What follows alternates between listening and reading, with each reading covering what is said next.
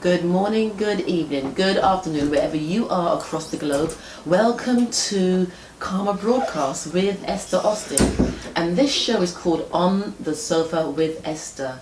And today I am interviewing Maureen Worrell. Do you know how long? Almost a year.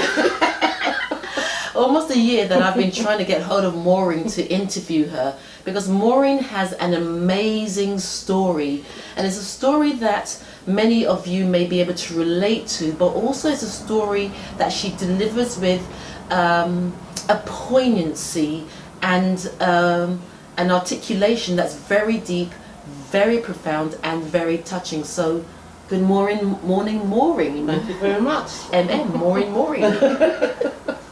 Oh, it's a real blessing to have you on the show with me today. And in a nutshell, who is Maureen? Or coconut shell? That's a loaded question. Maureen is somebody who's finding herself on a daily basis on this magnificent now healing journey. Just finding myself and standing in my own truth on a daily basis, and most importantly, just trying to live by this thing. What I've always wanted to do is set peace of mind as my goal. Brilliant. Set that as my daily goal and just work towards setting peace of mind as your daily goal. I mean, that in itself seems a very simplistic task, but also it can be quite a mammoth task. It is, absolutely. It's just something that's from the inside, from the core of you. I used to pray on a daily basis for happiness or for somebody to love me, that kind of thing. And then one day, I don't know what happened, and I just thought, you know what, I just need peace of mind. And that encompasses everything for me on a personal basis. Like I said before, hope, love, courage, determination, or whatever you want to name it. Once you have that inner peace of mind, anything's possible, and, I'm living now instead of just existing. Brilliant. And I love that last statement where she says she's living now and not just existing. And what we're going to do now, Maureen, if it's okay with you, we're going to go back a little bit in time. I know you've told and retold your story many times, but I feel it's important that listeners get a real essence of where you're coming from, because the statement you made is very powerful. So Maureen, just take us back a little bit to the reasons why this peace of mind is so important, especially for you and your journey. Yeah.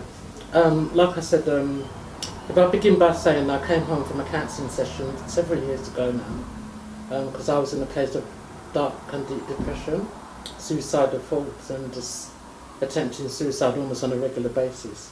Because to me, I saw no way out of my pain, really. And that came about because I've been an abuse victim since I was 4 years old.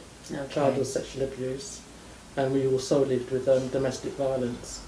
And I had no idea actually how that impacted on me. And the older I got, the more I realised that something was holding me back. I just couldn't live to the full potential of the person I knew I wanted to be. In all aspects of my life, to be honest. And being a mother of two beautiful children, that still wasn't, I wouldn't say it wasn't enough, but it wasn't enough for me to sit down and say, what is it, what's holding me back? Sorry, basically, in a nutshell, like I said, so all of that happened, and I was just going from day to day, just living, not even living, just existing, and not really living life to the full potential. And that was always eating away at me, because I knew there was more of me, So that was my goal. So once I wrote on a scrappy piece of paper, which I carry to this day now, in my purse, to set peace of mind as my goal, and work towards achieving it on a daily basis, and that's the day my life began to change. Brilliant. And the day your life changed after making that statement, can you remember what it felt like? I don't even know how to describe it to this day, to be honest, because me and my sister have this discussion all the time. And I keep saying to her that one of the ways I look at it is wings inside of you. It sounds so, might sound silly to other people. It's almost like your lungs and your heart, all your inside organs have got wings. You know, it's like you're flying from the inside out. It's just like I just feel calm and at peace with myself and other people, and I just, you know, it's an energy that comes from the inside out. It's just bliss. Yeah, just bliss. And as part of your journey with abuse and also being around domestic violence, because whilst you were being abused, your mother was experiencing a lot of domestic violence. And so I guess for a child as well, what did it feel like to feel that there's nowhere to go, there's no place to go, because you were dealing with sort of, if I may put it this way, double tragedies at the same time? Can you remember what that felt like? Yeah, I'll never forget it. Words like isolation, loneliness, desperation. As a 4, 5-year-old, 6-year-old, you might not have used those words, but in hindsight, obviously, it was just like desolation and isolation and having nobody to speak to. And even if, like, in hindsight, I had somebody to speak to, the threats of the abuser. Okay. Against my parents and my siblings, because I lived with my older brother and my younger sister, and he made several threats, really horrible threats, like he'd slit my mother's throat, suffocate my dad, abuse my younger sister if I told anybody, that kind of thing. And as a 4 or 5-year-old, you take that on board and believe it. Yeah. You know. So I remember the first time it happened. I think I must have been in shock, because I didn't even cry. I wanted to cry, but I just couldn't find any tears. It was that kind of impact it had on me right from the beginning. Okay, wow. And you know what I find really interesting, I mean, different strokes for different bloods, but I find it interesting that you can remember this in such detail. Is it because you're retelling the story as part of your journey to heal others, or do you actually really remember those moments? Does that make sense? I actually remember every detail, and I think part of the reason for that is because I suppressed it for so long. Okay. You know, and now that I've found the voice, it's just pouring out. You know, it's nothing that I have to sit down and think, oh, did that happen, or did it happen that way? Okay. You know, speaking about it, or if somebody asks me a question, it's in my mind. You know, like when you get flashbacks. Okay. You know, that kind of thing. So. And so, I mean, you described the feelings, you know, the loneliness, the desperation. So the pain. Yeah. So, and I know this may seem a little silly, but where did you go then? Where did Maureen go? Where did that little girl go with all this stuff? Because that was a lot of stuff to carry, not just the abuse, not just experiencing and seeing, and more so hearing the domestic violence that your mother was going through, but also carrying the threats that were sort of put upon you. For your family, so you were carrying a huge responsibility to protect your family within your own small way. I wouldn't even use the word responsibility. To me, it was like a burden. Or a burden, because it was not my choice. Yeah. You know, that was the burden that was put on me. Yeah. And the family, even though they didn't realise about with the abuse. Obviously, there's the domestic violence they're dealing with. Yes. You know, and the impacts of all of that, and there was alcohol involved and all that kind of stuff. Yeah. So you asked me where I went. I just shrunk within myself. Yeah. And, you know, for the abuser, who was a family member as well, how have you, I don't know, the word reconcile is coming, or have you forgiven? You know, what's been your process with this person who was a family member that abused you? I mean, he's dead now. Okay. Died many, many years ago. But I've forgiven. I always get stuck on this question, because I forgive because I have to if I want to move on, but that doesn't mean I've forgiven his actions, or I condone it. You know, but if I don't forgive, then I'll be stuck. And you know, because when they abuse you, they've got the power. Yes. You know, and it was my intention. I had to empower myself in order to like I said, progress in my life. Okay, and I'm going to ask this. You said you forgive. What did that mean? What did that feel like? What was your process of forgiving? I think it started with going back to the counselling sessions, my counsellor actually got me, insisted that I write a letter to him, even though he was dead and it had happened 20, 30 years before. And I remember actually resisting when she kept insisting that I write this letter, and my precious daughter, I think she was about 12 at the time, and she kept saying, Mum, just do what she says. And one night I just sat down and just poured it all out in a letter, knowing that the letter weren't going to be given to him because obviously he had died. And then I got to the next session of my counselling, thinking she was going to read it and put it in the folder, and then she asked me to read it, and I was like, what? Are you serious? You know, I've taken this huge step, why? Because I actually felt prosecuted by her. That's the mentality I had, you know. Why was she making me suffer it over and over and over again? And in the end she read it out, and I actually remember her just sitting there reading and crying, and I remember looking at her and thinking, you're actually hearing me. The first time I felt heard by somebody, you know, and her reaction just threw me, and I thought, because I looked at her as a professional, you know, and I thought, wow, you know, if it affects you that way, what have I been feeling all these years? Because I've not acknowledged my feelings, you know. And you said two profound things there in that, wow, someone can hear me. Someone she made me feel me. That my voice was worthy of being heard for the very first time in my life. And at that time I was in my 30s. Wow. And the other profound thing was the last statement, and I'm really trying to remember now. When you said, I think you said it talked about releasing you. And so those two statements in themselves were quite powerful, because it's almost like it showed its weight in burden, what you were carrying. And for someone to hear and see you for the first time, and you've carried this stuff for 26 years, that really is very symbolic and significant. And also for you to witness your story in the expression of someone else must have been quite profound. Yeah, it was. I'll never forget that day. I remember all the details because she was sitting by a window, and I remember the trees outside, and it was raining, and you know, then I remember every detail, because you know, that was actually the day I went home and wrote on a piece of paper. So peace of mind is my goal. Wow. Yeah. And that was, I don't want to say, that was over 20 years ago. Yeah, I don't mind. I don't mind actually even saying how long it was ago, because there are people who think, oh, it happened 40 years ago, get over it, or you should be alright. It doesn't work that way. If you don't have a means of like expressing it, you're still suppressing it, so you have to find a way to heal yourself. You know? And as part of your healing journey, I mean, you've been to see a counsellor, you've taken this real stance to hold on to peace of mind, peace of mind, peace of mind, peace of mind.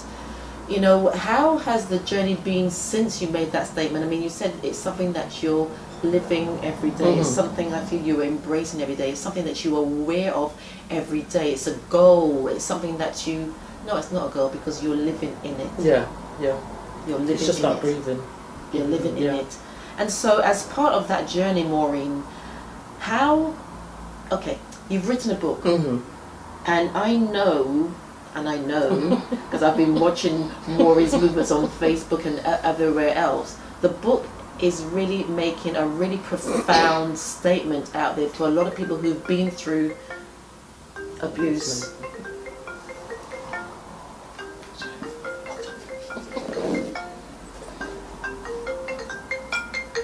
Sorry, people.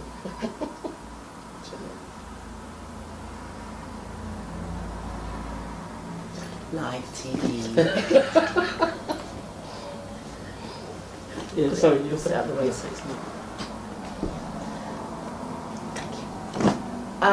So going back to the book, very much this book is really doing the rounds across the world, actually. And Maureen's written a book, and I'll let her talk about the book now, which describes and shares her story. So Maureen, what is the name of the book, and how long has it been published? The book was published in December 2013. Okay. And it's called The Journey of I and I. And it's actually the first book in the trilogy of books. Fantastic. In the trilogy of books. Fantastic. Yeah. And there's two questions that's coming up at the moment. Firstly, how did you come up with the title? And then after that, the family. How did the family receive your message? Because I believe that they weren't really aware of this until you brought the book out, which is something, I'm going to use the word profound quite a lot in this interview, because a lot of what Maureen is about and where she's been is simply profound. So first question, how did you come up with the title? It was a combination, because I knew I was going to be on a journey. And even before I wrote the book, I used to call it the definition of I and I, because I was looking to define me and stop being defined in my mind as an abuse victim. Brilliant. But once I started thinking about, all right, then I'm going to write this book, I'm going to aim to get it published. I knew that I was going to be on a journey, because this is the journey of my healing, and I had to do it for me. And if I remember saying to my sister, even if I help one other person, that's fine. Yes. But you're helping many. She believes she's helping a lot of people. But we'll come back to that in a minute. Yeah, so that's where the journey part comes from. And the I and I've got 3 brothers in Jamaica, brilliant individuals in their own rights. One of them has mental health issues, but not through a fault of his own. I mean, that's another long story, because he was poisoned when he was younger, and it affected his brain. But he's one of those individuals, it's like, the only way I can describe him, like I say to him, he's like an angel walking on this earth. He's just, I'm not going to that because I get so emotional about him. But he has this saying, when he speaks to you, everything he says is I and I. Okay. And I remember saying to him the first time I met him as an adult, because obviously he's from Jamaica and I was born in England. And I said to him, what does I and I mean exactly? And he says it encompasses not just him, but it encompasses the God that he worships, whatever you want to call God, the higher powers. And it also says, I and I means you, So I and I. Yeah. So people might think I and I means just me. It's not, it's everybody. Yeah. Brilliant. And I'll never forget that when you said that. That to me, that was profound. Yeah, we're going to have to coin that word. Yeah. And sort of moving forward, Maureen, in terms of, when the book came out, my understanding is it was the first time that your family knew about the abuse. Yeah, when I was editing of the book and ready to send it off, I remember giving my younger sister, who was my rock, a couple of chapters to read, because she was so supportive. Yeah, do what you're doing, this, that and the other. And she was like, wow, you have got to get this published. With my parents, it was difficult to talk to my dad, because they've moved on as well, from the domestic violence, because that ended, even though it ended like several years ago, the effects are still affecting us like we grew up. But I don't really think that my parents realised even that. And I knew for a fact they didn't know about the abuse. But where for so many years I began to resent them in a way, especially my dad, because the abuse came about through alcohol. He used to drink quite a lot. And to me as a child, I used to think, yeah, but if you weren't drunk, you would have noticed. Or if you weren't out drinking so much, then so-called friends wouldn't be groping us and then gone away. Wow. So I think that resentment built up. And Daddy could have protected me. Yeah, exactly. Yes. So, backtrack a bit. So it was more than one person that abused you? Yeah. The one who died was the main abuser. And there were several. There were, like, in our culture, people come around and play dominoes and drink and da-da-da-da. So they played more than dominoes? Exactly. Oh, wow. Yeah. So I hadn't really realised, I sort of dipped into your book, but I hadn't realised it was quite a few, which makes the story even more profound. And I'm not using the word frivolously here now, because it just seems to be quite appropriate, but I'm sure I'll find another word. It got to the point, even as a child, I was just thinking, there must be something written on my forehead, like abuse me or something. It was that bad. And there were times I thought I was going insane, and you just question yourself as a child. That you've got no one to talk to, you can't understand what's going on. You don't feel strong enough to stand up and say, what are you doing? Don't touch me, don't do this, don't do that. Yeah, I just wanted to say before you finish, from the day I connected with you, even before I met you and then I met you, you more than a lot of people have given me this safe space. Oh, bless you. Where I can speak freely, you know, and I'll never forget that, and I just love you to bits for that. Oh, thank you. Can I come into your space? Sorry, sister. Seriously. Oh, thank you. Thank you for that. Thank you. Thank you. Well, once again, ladies and gentlemen, this is Maureen Worrell. You can get her book, The Journey of I and I, on Amazon. And if you need to connect with Maureen, your details? You can get me by email, mrnworrell@yahoo.co.uk, and just find me on Facebook. Okay, brilliant. So, ladies and gentlemen, this is Esther Austin on the Sofa with Esther for Karma Broadcast. Thank you for listening.